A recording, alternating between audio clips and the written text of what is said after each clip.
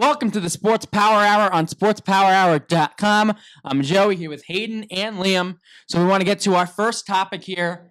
So basically we're going to talk about Jacob deGrom, a lot of possible landing spots for him. Where do we see him ending up if he does get moved by the Mets at the trade deadline?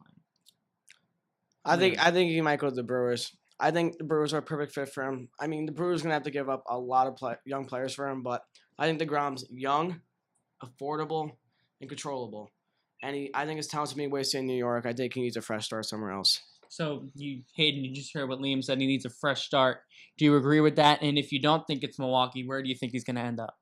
While I am a big fan of Milwaukee here, right? I do still think he's going to stay with the Mets. I do feel like he just needs time to develop and he needs time to grow with the team that he's been used to for his whole career. So that's my opinion on it. Okay, so time to grow. I guess another landing spot we could see him end up, probably the Atlanta Braves. I mean, they do have their second best prospect on MLB Pipeline is Kyle Wright. I could see him possibly going to the Mets in some sort of a deal. So obviously we've worn out that topic. So let's talk about the New York Giants being ranked 28th overall by ESPN for their team rankings. Liam, what do you think of this? I think it's a catastrophe, really, honest. I don't know how Patriots are ranked 4th and the Giants are ranked 28th, and there's 27 better teams in front of them with their roster. They have special players like Landon Collins, Norris Jenkins, Saquon, Odell. And I don't know how they're 28th overall. I don't think it's fair.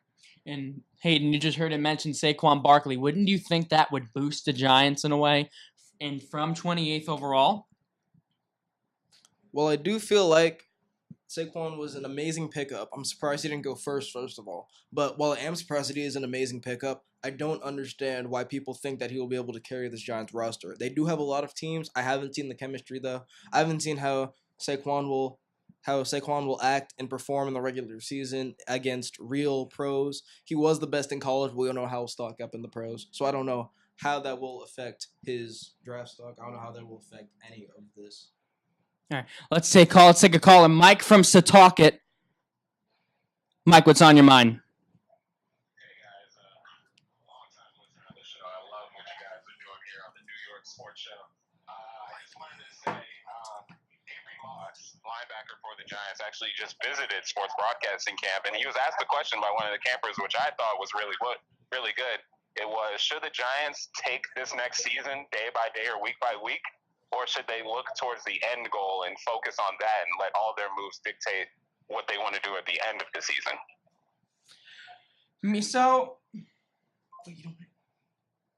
Should we do it until the end of the season? That was what he just asked. I think they should go week by week. I think they should focus on one game at a time. And it's the Giants. They're going to go slow throughout the year, and it's going to pay off in the end for them. So obviously you just heard Hayden say they should take it week by week, and if they do that, it'll pay off. Do you agree with that? I think that the end goal should be the playoffs.